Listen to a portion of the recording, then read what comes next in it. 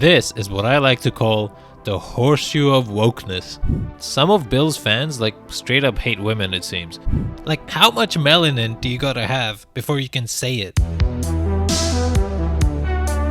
What up? I'm back again with another gameplay commentary. Hell yeah, I'm a 2009 Call of Duty YouTuber now. Alright, today I want to talk a little bit more about edgy and politically incorrect humor. Actually, one thing about CSGO, I'm still fairly new to it, and I'm utterly garbage, but I don't get why this game is so popular. I don't know, maybe it's just probably not for me. I guess tactical shooters in general are pretty popular right now, and I just don't get it, because they're so slow paced, and it's about holding angles, and you have to know all these little things, and yeah. I ain't about that. But Overwatch sucks and fast-paced shooters just don't exist, I guess. So I'm trying this out for a bit. Anyway, let's get started. Edgy humor, and more specifically racial humor. Now, this is something I've obviously talked about a fair bit on the channel already, with my iDubbbz video, and of course my last video was to do with comedy as well. And that's because it's a topic that's pretty interesting to me, because it's about culture, it's about human interaction, it can be a taboo subject, so I'm kind of naturally drawn to it, and it's pretty complicated, and I find that really interesting. And I think it can almost be paradoxical at times. So in the past I've spoken about how when people are making edgy jokes in front of large audiences, especially online, you ought to be a little careful because you may not know what kind of ideas you might empower. If you viewed my stuff, you've probably heard this argument already. The Dave Chappelle argument of you don't know what kind of people are laughing and in what ways they're laughing at your jokes. So if you make a racist joke, even if you meant it as a joke, some people may see that as a sign of approval, and it might reaffirm some bad ideas, yada yada yada. You've heard this all before. Now this actually goes against a lot that I've intuitively learned in my upbringing. So to understand what I mean exactly, I think you need a bit of context of my life, because growing up, especially between the ages of about 9 to 17, 18, edgy humor and racial humor especially was a pretty big part of my life. So a large part of my upbringing was as an expatriate in a Middle Eastern country. I went to a private British school during those years, and though the teachers were majority Brits, the students were from literally all over the world, in very similar situations to me, middle to upper middle class kids whose parents were in the country for work. And there was this massive mixing of cultures and stuff in my school. My good friends included an Englishman, a Malaysian, an Indian, a Frenchman. In my class there were Americans and South Africans and Pakistanis and Germans and a lot of mixed people, and even South Americans, literally from all over the world. So I grew up sort of in this bubble. It wasn't a real life. And it's also why I ended up with this weirdly nondescript accent. No one I interacted with regularly was a citizen of the country we lived in.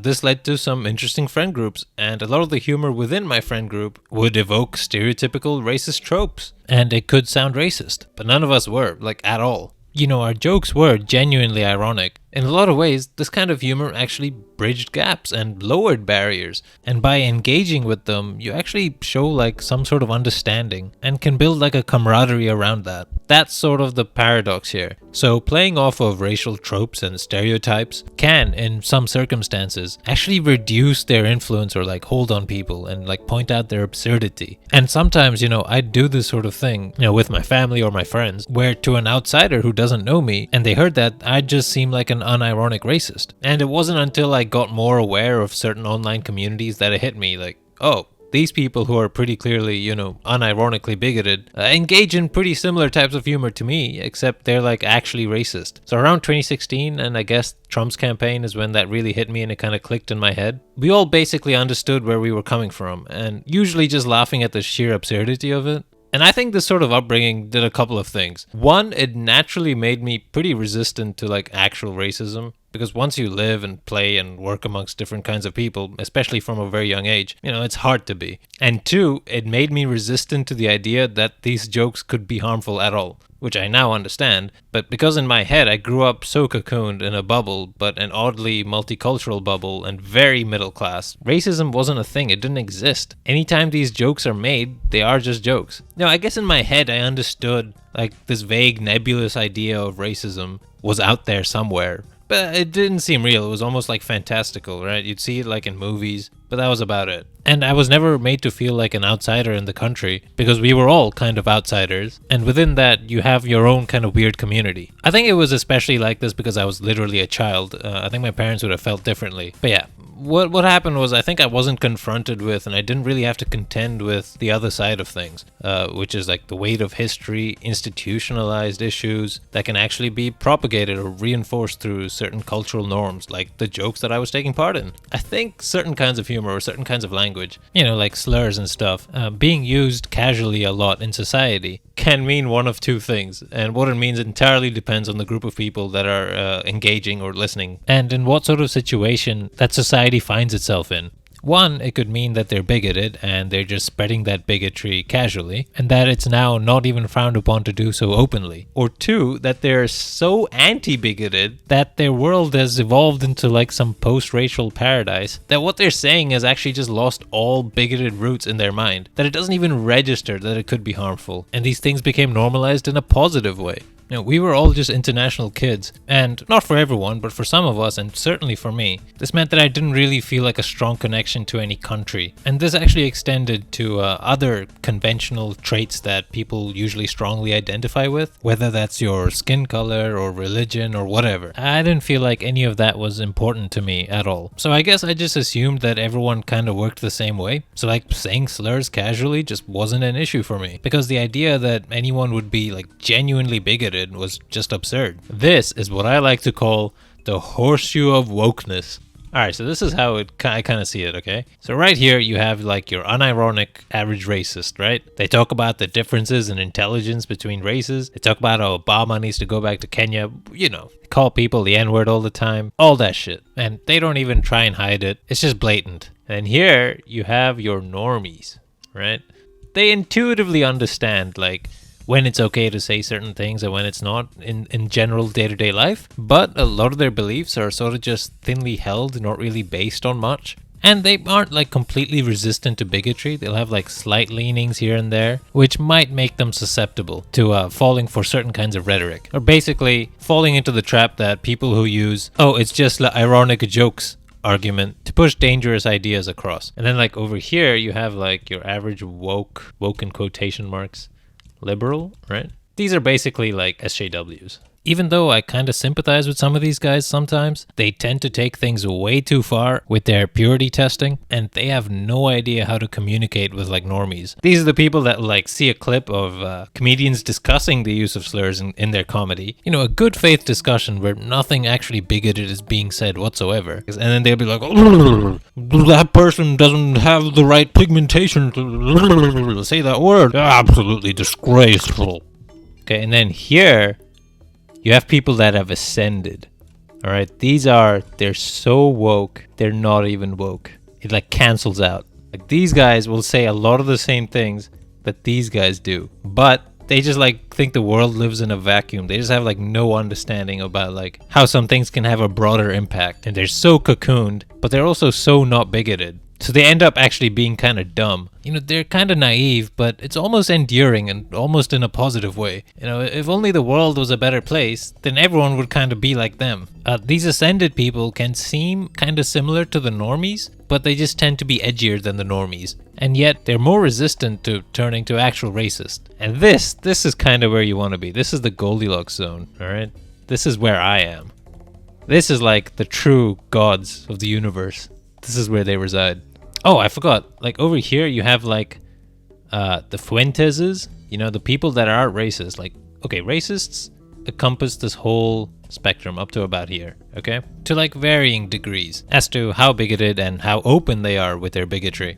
But here you have like the Fuenteses, who is unironically racist, but then they like hide behind memes and stuff so that they can try and catch some of the normies. So these guys here love them, but then these guys here are like kind of reticent about the kind of stuff that he says, but some of them, a little chunk of them will be like, oh yeah, those are funny memes or whatever, and then slowly they descend down to here. The people here were like me when I was 16, 17, right? I grew up so resistant to any idea of racism that I was like, it's all just a joke. None of this ever actually means anything. But then this guy gets exposed to people like this, and I'm like, whoa, what? these people exist? And they're like not ironic? And then he sees stuff like white nationalist attacks increasing. And then he's like, and that's when I got to the Goldilocks. This is so stupid. Okay, I'll be honest, I have no idea what the hell the point of all that was. It didn't even make sense. But somewhere along there, some of it makes sense in my head, okay? I guess I'm just railing against the idea of people who have like this blinkered view that these kind of offensive jokes or these words are like inherently always bad and wrong. And that anyone who does them are like bigoted people. And I acknowledge that when it comes to these jokes and this sort of language, or talking about certain topics on a large platform, it's absolutely like a crazy balancing act you have to pull to try and signal to as much of your audience in the right way. And you know what, beyond that too, sometimes the comedy can be worth the price, in my opinion. It's not like a hard line thing for me that anything that might possibly cause some harm or has the potential to reinforce some people's views that I view as negative has to always 100% be condemned or has to be bad. Otherwise, you're giving in to the idea that no satire or irony can ever be exercised. So for example, I quite like the Boondocks. I quite like Larry David's Curb Your Enthusiasm. And I quite like a lot of Bill Burr's stuff. But you could easily argue that the humor in a lot of those things can appeal to people and reinforce mindsets that I don't agree with whatsoever. So if you watch like Curb clips on YouTube, or especially a more concrete example is listen to some of Bill Burr's clips from his podcast. And read the comments, especially if it's like a controversial or political topic. This is probably like a minority of their hardcore fans, but some of these fans pretty obviously lean conservative socially, right? At least that was the impression I got of Bill's fans like 4 or 5 years ago. I don't know if it still holds true, but yeah. And some of them, holy shit. Again, I don't know if it's still as bad. I haven't checked it out lately, but Bill used to like semi-regularly argue with his then girlfriend, now wife, who's like an outspoken feminist type. I used to find it really entertaining. Like, even when I didn't fully agree with either of them, both of them were funny, the banter between them was just good to listen to. But holy shit, some of Bill's fans, like, straight up hate women, it seems. Like, fuck me, they hated his girlfriend. For like no real reason. I saw some insanely vile comments. Comments like, "Oh man, how could Bill be with this dumb cunt? She's ruining the country. She's everything Bill hates. She's just a gold-digging whore who's with him for his money. I can't wait for him to dump her like the trash she is." And now they're married with a kid, which is funny. I saw these kinds of comments pretty often. And some of those people exist in his fan base and have had some of their, I don't know, sexist mindsets empowered, I'm sure, because of some of Bill's jokes about women and the differences between men and women. Even though I personally don't think he has actually said too much horribly wrong. Just the way he conveys it or something about it seems to appeal to like this group of maniacs. Now again, it is very much like a vocal minority, but it was big enough for these sorts of comments to be regularly upvoted in the comment section. It's funny because Bill actually had a segment like 5 or 6 years ago where he kind of made fun of Stefan Molyneux a lot. You know, the white nationalist guy who also believes that women should be like just baby machines and nothing more. And a lot of the comments just went nuts. "No, he's actually legit, Bill. I'm so disappointed." That's where some of his fans had gotten to at that point in time. Again, maybe things have shifted since then. I haven't gone down like the Bill Burr YouTube route for a good few years now. And I'm just going off of memory. Like his fan base could have definitely changed since then. And I'm pretty sure they're more warm towards his wife now. And also, I think people are now more aware of what kind of nutjob Stefan and people of his ilk are. But still, like at the time, it was fucking yikes. But anyway, what's my point? That despite some of the uglier sides of the fan base that they might build up, you know, people like Bill or Larry David or the Boondocks, whatever, you know, you could claim that the Boondocks appeals to racist people because of all the racist shit that's in the show. Even if it's satire or whatever, that has and can be misinterpreted. But then, I don't know, we're talking about different degrees here, and if you want to like cancel out any opportunity for these types of negative misinterpretations to occur, then at that point you're basically saying that satire should just not exist, or that dealing with controversial topics in comedy should just not be a thing. And I just can't get behind that. I think overall their contributions are very much positive, and largely their comedy is worth whatever negatives it potentially brings. But then that also unfortunately means that you left people that defend irresponsible and like genuinely really harmful statements with, "Oh, it's just jokes, it's satire, it's irony." So yeah, I mean, it's like complicated, and I think you just need to evaluate it like case by case, and to what degree it's harmful and to what degree you can reasonably argue that they're engaging with it responsibly enough so that it's obvious enough that they're satirical and has a minimal chance of being misinterpreted. But I don't know, like some people out there are just insanely stupid and will infer all kinds of shit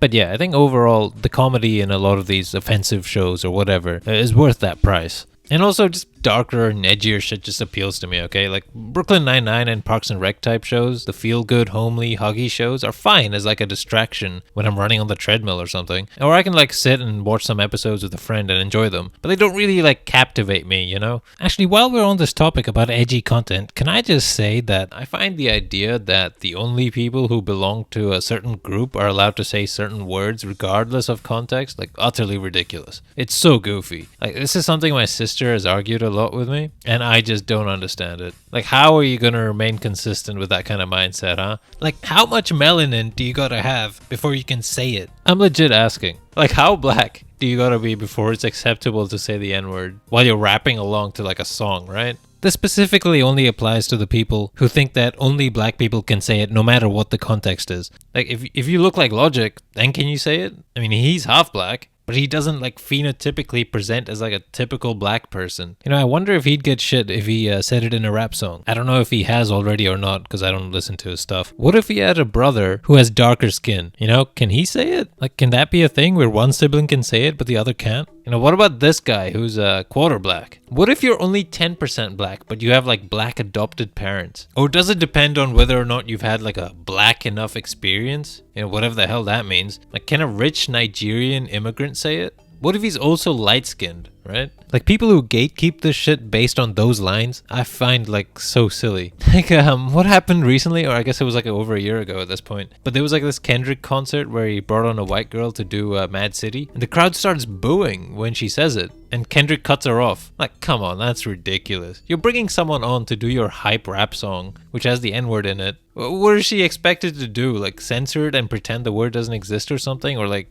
And I don't know, she doesn't look any more white than Logic does. Like, the crowd doesn't know what her DNA makeup is. I don't know, it's just weird to me. It's just really odd that, like, some people have, like, arbitrarily drawn out these clear lines in their head. Who can and cannot say it no matter what. And there's no way you can be consistent with that. It's, like, insane. What makes a lot more sense to me is just look at how the word is used. Because these words can be used in harmful and relatively non-harmful ways. Including by minority people, by the way. And that's the basis with which you ought to judge their use. Like, gay people can say the F-slur in really homophobic ways that empowers homophobia and stuff. Just like black people can be racist too. And I don't know, people don't want to seem to recognize that. I mean, they shouldn't have carte blanche over this shit either. You know, Uncle Ruckus's types do exist, and I just realized I think I'm using this channel as like a proxy to have arguments that I should be having with my sister. But anyway, you know, at the end of the day, what's really your end goal? It should be to reduce harm or bigotry or whatever, right? And if your behavior or action or stances doesn't aim in that direction whatsoever, then I don't know, it just feels pointless. It feels kind of virtue signally to me. Like, how does Kendrick stopping a white fan of his from enjoying like a community-based celebration of his music achieve anything? I don't know. Maybe there's like some grand context and history I'm missing out on that ties all of this together in a logical sense. But what I think is more likely is